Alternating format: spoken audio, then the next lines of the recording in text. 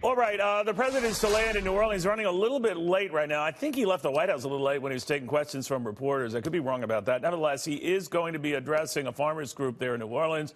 The big issue for them will be, when is this trade war going to end? Because it's really hurting us, Mr. President. Now, the United States has, proposed a number of government help programs and the like, and special allowances, grants and credits and that other for those directly impacted by China hiking tariffs on a lot of their goods, including soybeans, wheat, barley, that sort of thing, particularly soybeans. But right now, the overall effect has improved as prices have risen on the prospects we do get a deal.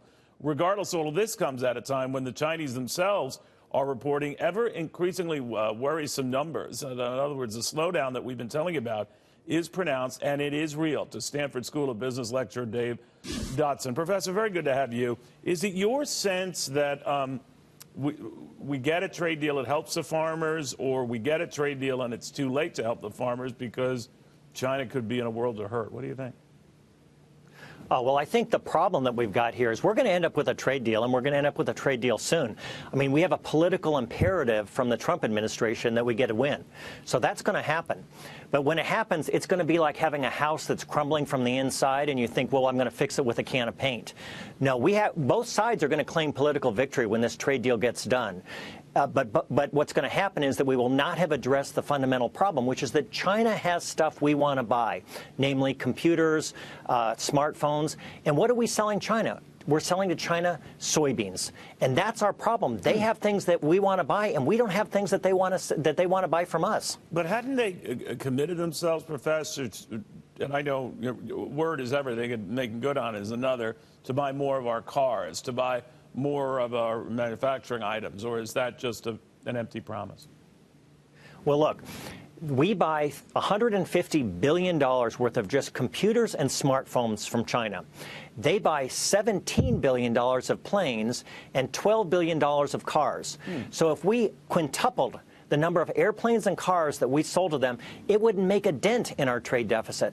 Our problem with our trade deficit is while other countries have paid attention to their long-term economic prospects, we have neglected our long-term economic prospects for the last 20 years. And that's the fundamental problem. And so we're selling them soybeans. Think about that. Neil, we're the agrarian society here. We're selling them soybeans and wheat, and they're selling us computer products. You know, I never looked at it that way. I'm going to copy everything you said, Professor, and take it as my own comments, just so you know. But could I ask you something? When you step back from this, we both need each other. That's fairly clear. But I'm almost getting the sense that we need the Chinese then more than they need us. Or am I misinterpreting that? No, I think you're right on. And in fact, this is a trade war that we're losing, and that's what we need to make sure that we're attentive to. You know, we thought, well, let's slap some tariffs on China. They'll come down to their knees and they'll beg us for a trade agreement. But what they did is they turned around and put tariffs on us. And when you have a trade deficit, they can hurt you more than you can hurt them. That's exactly what they did. And the evidence is clear. In the last 6 months, our trade deficit has widened. It hasn't narrowed during this trade war, so things have gotten worse for us. Meanwhile, look at the hand that we're holding right now. We're in a government shutdown. We've got the Mueller investigation coming on. You know, Michael Cohen's going to be testifying in a few weeks.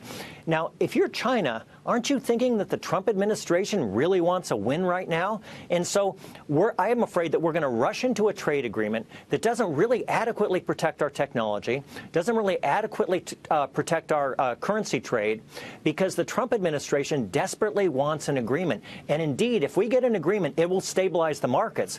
But it's going to stabilize the markets not because we've fixed our underlying trade deficit with China. It's going to stabilize the market because we've ended the chaos. And meanwhile, we're going to have an agreement that no one has read. Our senators won't read it. The president may not read it. And we're all going to claim victory for something that no one's even going to read. Let me ask you, as the president has just landed in New Orleans, Professor, he's going to address farmers hurt by the shutdown and everything else. So do you think that part of the Chinese thinking is, wait a minute, we don't see this guy getting reelected anyway? Well, you know, I have no way to know what's going on inside the head of the Chinese negotiators. But I look at it, looking down upon the parties.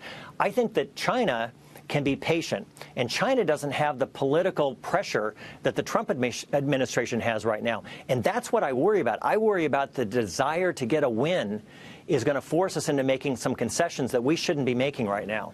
That's very interesting. Thank you very, very much, sir. Very good talking to you. Dave Dodson, the Stanford School of Business lecturer.